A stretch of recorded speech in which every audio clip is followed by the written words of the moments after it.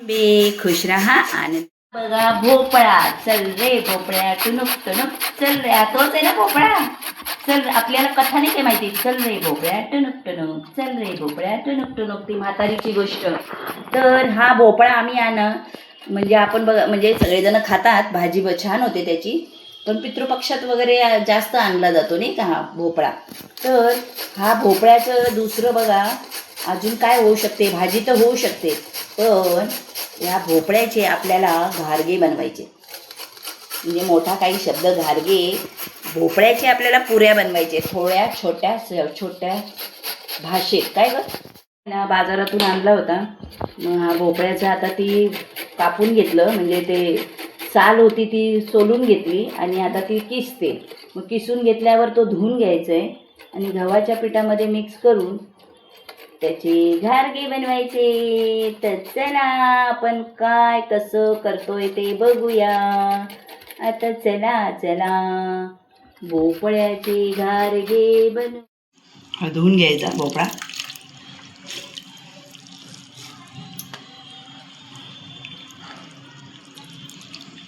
आपला भोपळ्याचा. तर हा एवढा गुळ घेऊया है ना. गॅस ऑन करूया. गॅस ऑन करूया. हा गुळ टाकला आता आणि हा ठेवून देऊ. तर हा आपण हे करून घेऊ.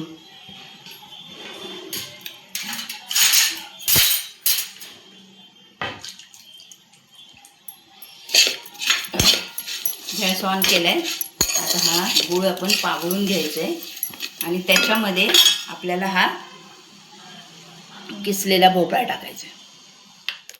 असं हे करून घेतला.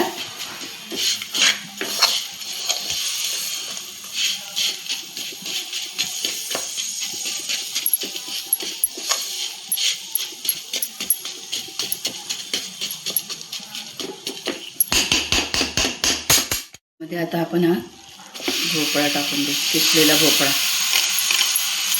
याचे कोफ्ते पण होते जेव्हा करू तेव्हा करू आपण. काय व्हिडिओ करू.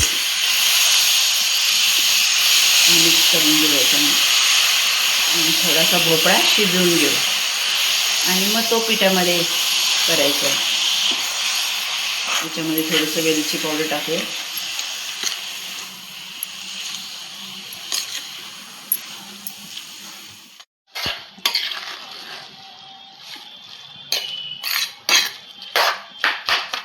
यामध्ये शिजवून घ्यायचं आहे. ह्या गुळाचं पाणी सुटेल ना आणि भोपळ्याचं पण पाणी सुटेल त्याच्यामध्ये शिजवून घ्यायचं आहे. आणि असं ना की आपण काहीतरी बनवता बनवता रोजच चपाती खाऊन आपल्याला कंटाळा येतो. मग घरातल्या आपल्या घरपरिवारातील सगळ्यांना कंटाळाच येतो नाही का. मग जरासं वेगळं वेगळं काहीतरी असलं ना तर जरा बरं वाटतं ना. जरा खायला जरा आनंद येतो. म्हणून मग असं काहीतरी बनवत गेलं की मग जरासं दोन घास जातात जेवण नाही का. म्हणून कधीतरी गोडाचं कधीतरी तिखट असं. तर असाच हा घरपरिवार असतो. आणि की सगळ्यांना असं छानसं असं आपलं अन्नपूर्णेच्या हातात जसं काही खाऊ घालायचं असतं आपल्याला सगळ्यांना. अन्नपूर्णा माता की जय. आणि गणपतये नमः. अन्नपूर्णा माता की जय. अन्नपूर्णा माता आपल्या याच्यामध्ये येते आणि तो पदार्थ इतका सुंदर आणि असा होतो असं आपण नेहमीच म्हणतो नाही का. मी नेहमी का म्हणते का तुम्ही बघाल तर तुम्ही पण नेहमी म्हणायची तुम्हाला सवय लागेल म्हणून मग मी म्हटलं. आणि आपण घरपरिवार आहे आपलं चॅनल. तर घरपरिवारामध्ये असंच गुळामध्ये मिसळून अशी काही कामं जसं आपण स्वयंपाकात करतो तसंच गुळासारखं साखरेसारखं अगदी त्यात मिक्स होऊन जायचे.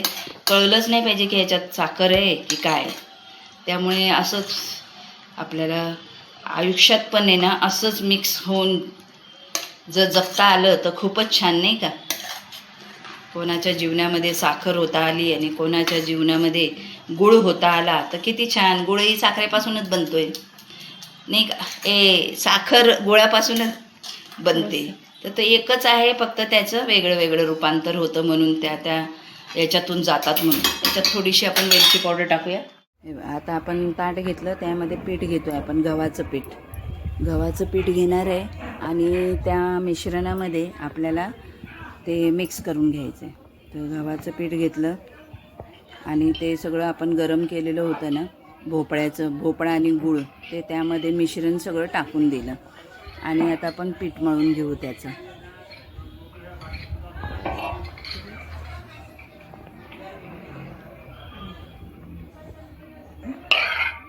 आपण जसं गव्हाचं पीठ मळतो ना तेवढं मळून घेतलं आणि गूळ आहे तर त्याला पाणी सुटणारच आहे, तर म्हणून मग ते तेवढं बरोबर तेवढ्या पिठामध्ये होऊन जातं. अजून पीठ तेवढं जेवढं मुरेल ना ते मिश्रण तेवढं पीठ घेत जायचं. जर तेवढं पीठ नाही झालं तर असं पीठ मग सगळं मळून घेतलं. छानसं मस्त असं पीठ मळून घेतलं. थोडंसं तेलाचा हात लावला आणि असं मस्त गोळा असा करून घेतला. आता किती सुंदर बघा पुऱ्या होणार आहेत याच्या.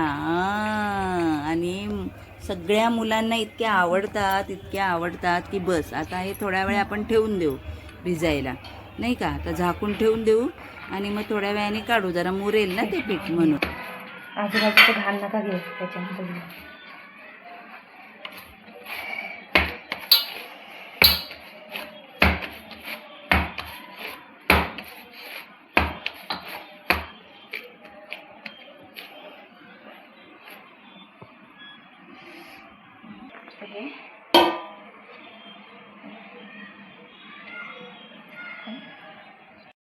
आपण ते पीठ थोडं मुरलं, आता काढलं. आता आपण जसं पुऱ्या बनवतो तसंच आता त्याची पुरी बनवायची. पुऱ्या बनवायच्या आणि मग वाटेने काढून त्या पुऱ्या बनवायला घ्यायच्या आणि मग अशा आपल्या ह्या सुंदर सुंदर पुऱ्या तयार होईल. आता बघा मस्त.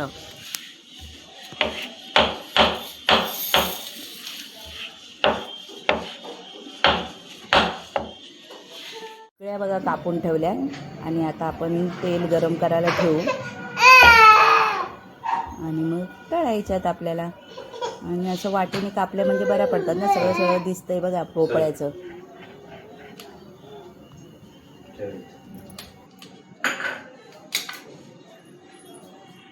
ठेवूया तापायला, तेल ठेवूया आणि तेल गरम झालं की आपण त्यामध्ये एक पुरी सोडूया. आपल्या पुरीप्रमाणेच करायचं आहे, फक्त याच्यामध्ये काय आहे, गूळ आणि भोपळ्याचं.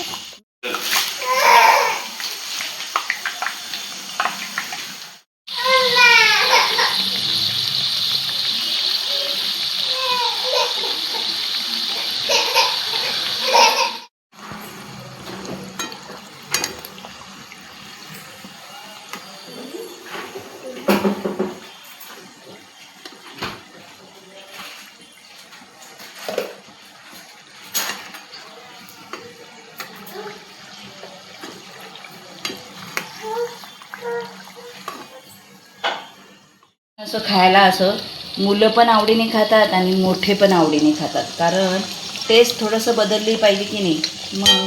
आणि मग बाहेरचं खाण्यापेक्षा तर हे घरातलं कधीतरी आपण पण खातो, आम्ही पण खातो म्हणा, असं काही नाही.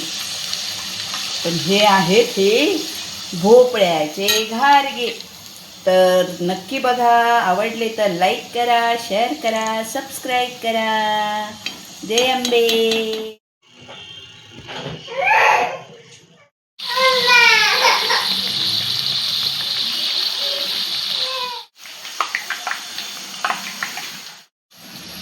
हे असे बघा सगळे लाटून ठेवले, आपल्या पुऱ्या बनवतो तसंच, आणि मग लाटून ठेवलं आणि आता तळतो आहे.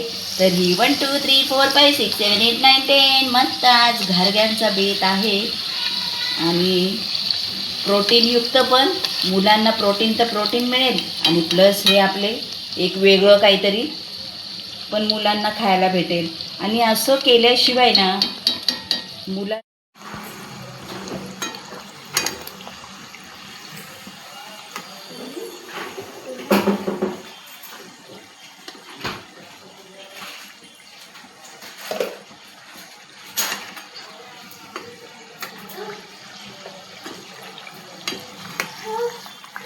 देवबाप्पाला नैवेद्य लावूया पहिलं.